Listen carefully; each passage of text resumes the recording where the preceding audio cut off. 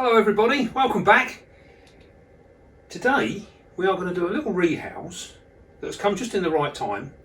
One of our good subscribers, Wayne Horsley, has asked if we can do a little showcase on the Harpactira pulchripes, which has come just in time really, because I have a sub-adult female in this tank here, which she was put in here temporarily. I don't actually like these tanks, but I just needed to get her house rather quickly, so I put her in here. And the reason we're going to move her is because I can't get the airflow in here, and she is quite a dry species of spider, so the humidity is far too high in here. So we're going to move her out, and we're going to put her in one of these commodos where we can give her a nice depth of soil and hopefully a happier life. So what we're going to do, and if I'm right in thinking, I'm thinking Wayne is going to, he's quite interested in getting some of these, and I must admit they're rather special, they're pretty good. So what we're going to do, we're going to get some of our Beastie mix. We've got some here that we've dried out a little bit, because we don't want it too damp for her. I'm actually going to fill this up.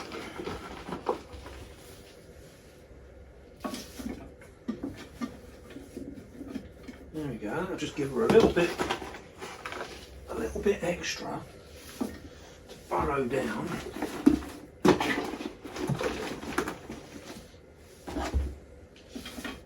And as you can see, this has got a very slight dampness to it, but you can see with my hand there, it's not actually sticking to my hand. So this is a good indication that this is a fairly dry substrate.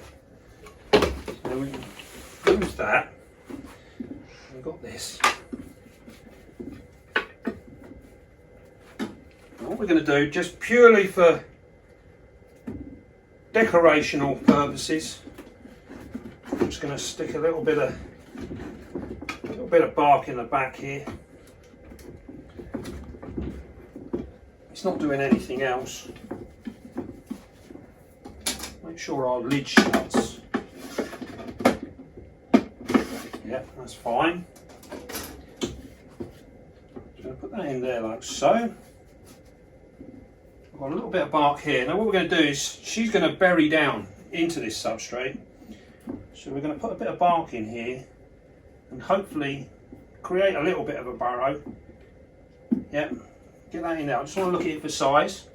I also want to put a plant in here as well, so I'm not sure. This might just fill it up a bit too much, but we can try it and we'll see how it looks once we get it in there.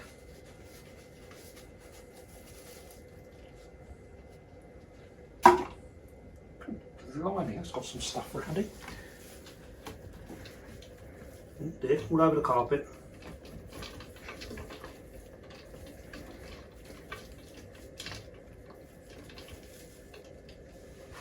Right.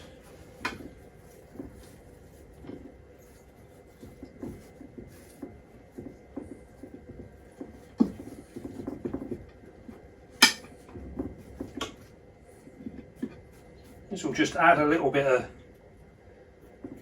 dimension to it, along with my dementia. There we go. I'm going to put a little piece of bark in here, and then we're just going to create a hole here. And what we're going to do, put some of that up there.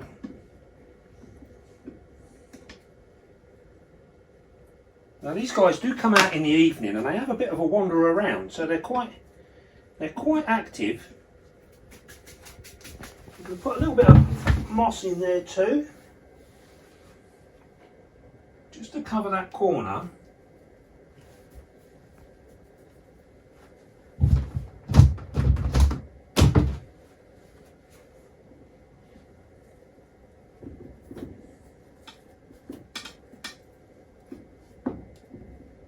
There we go.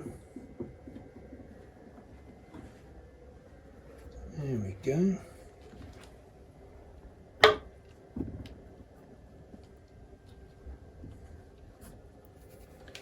Nice little water bowl. Put the water bowl up the top here. How's that looking?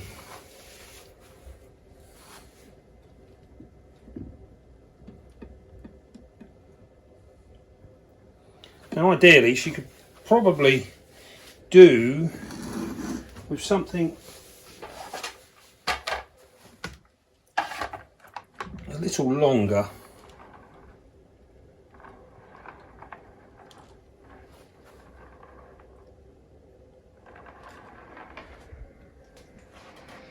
But this will do her for now.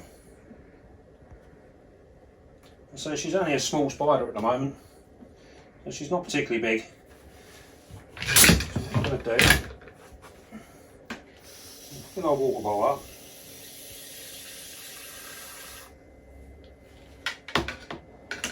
Now don't forget, we don't want too much in the way of moisture in here, so we can literally spot water this plant and the rest of this will dry out. Because we're using a mesh lid, this will all dry out and it should be fine. Now then,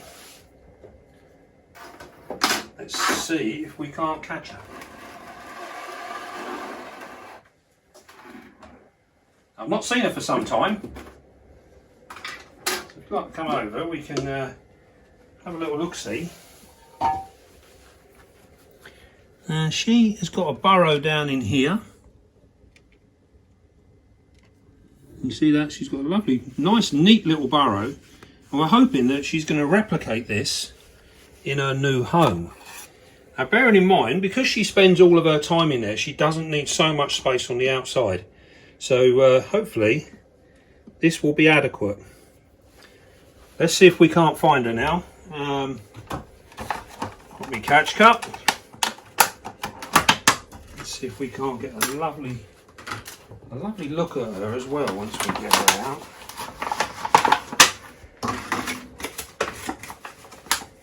Right. Let's see where she is, shall we?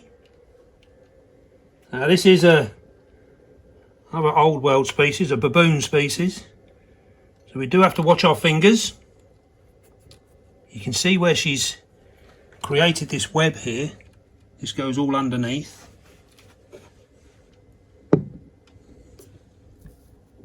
And there she is. Right, let me just get this bit of wood out of the way, because I don't want to lose a finger. Now then, here we go.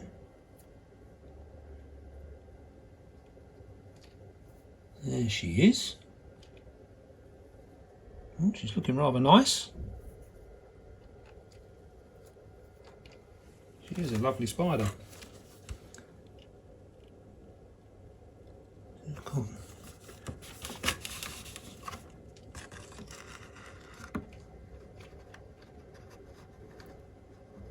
Nice and gently.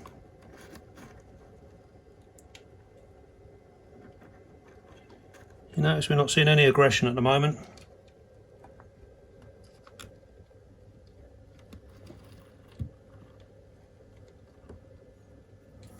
Leave that there. Get my lid. And there you go. Now once again, we've just shown there that we can manoeuvre these spiders without any aggression. There she is. Isn't she stunning? Absolutely stunning example of this spider. See those lovely steel blue legs? That's where they get their name. With the body of the golden colour. It's a golden blue leg baboon. And she is looking rather special. Right then. What we're going to do now is we're going to put her back in here. Take our trusty paintbrush. You notice we've not had any bolting or anything. It's been very good. And we'll just gently tease her. There you go, girl. Nice and gentle. bearing in mind this is all very foreign to her now. She doesn't want to leave the sanctuary of the cricket box. There we go. Nice and steady. You can't stay in the cricket box, girl. There we go.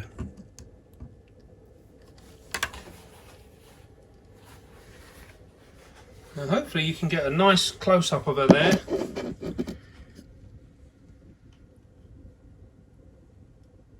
Look at that, isn't she beautiful?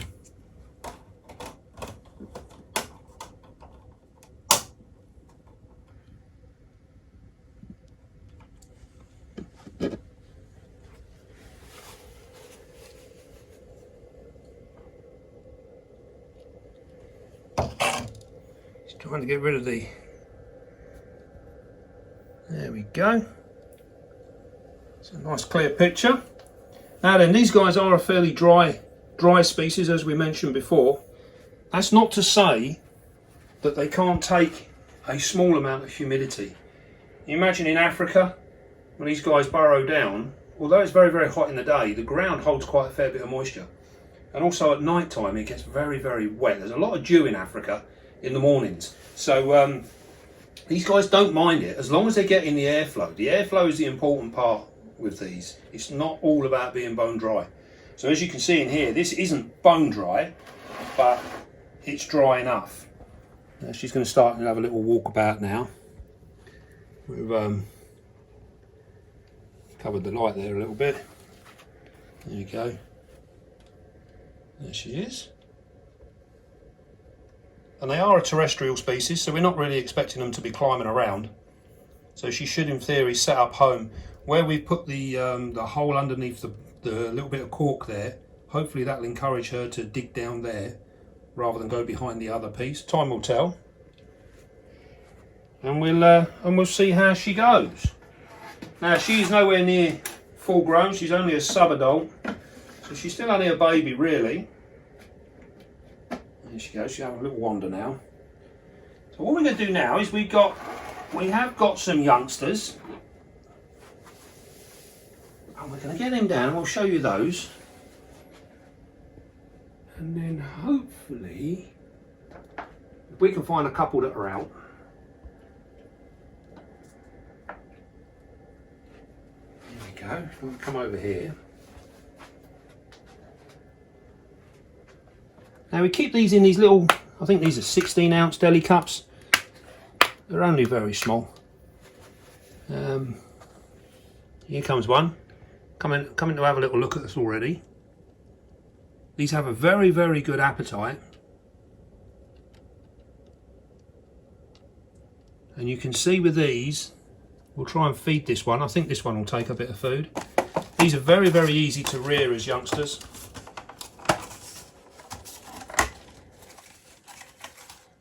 Over the top.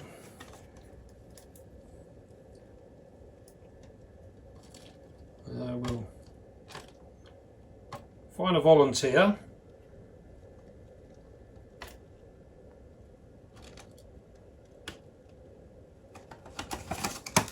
There we go. Here's a volunteer. Are you ready? Whoa, look at that.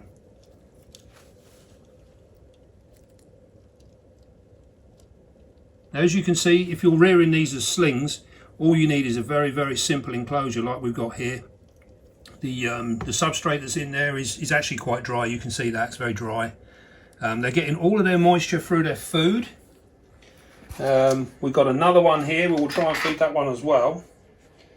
And as you can see, these guys have a really, really good feeding response. Now there's one here. This roach is probably as big as her. We'll see if she's going to come out. She might not. These were fed just recently, so they're not particularly hungry. Oh, she's thinking about it. She's having a little move. Oh, he's gone under, so we're not going to see. Oh, she's going after him now. She's gone underneath.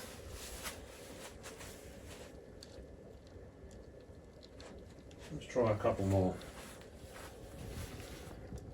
Try these guys.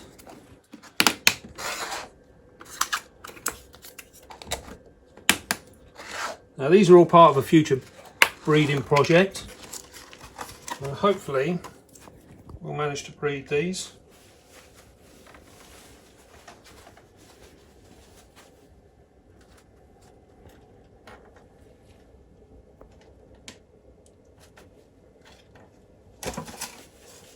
There we go, here's another one.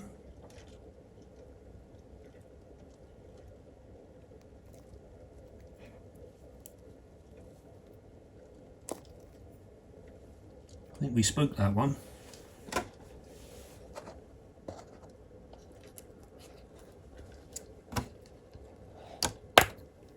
This one's sitting out.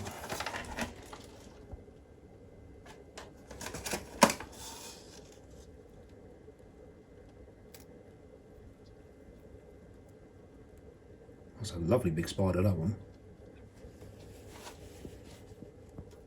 Have you not noticed him? No.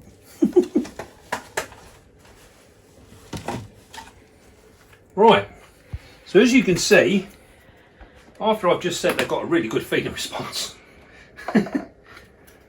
most of these have actually ducked down and they've disappeared and they've took them into their holes. Now if we can, yeah, it's a bit difficult to actually see them in there, but as you can see, when you've got these as youngsters, as babies, putting them in these little 16-ounce pots is absolutely ideal. And you can see there it's very, very dry. There's the tiniest piece of moisture in there, very, very little at all. And they're getting all of their moisture requirements from their food. Now with these guys at this age, I feed them once a week, and you've seen the size roach that they're getting. It's almost equivalent to the size of them, just a tiny bit smaller than they are themselves. And that is more than enough. And they will go through and they'll molt out no problem at all. They're very, very good, and they're nice and easy to look after.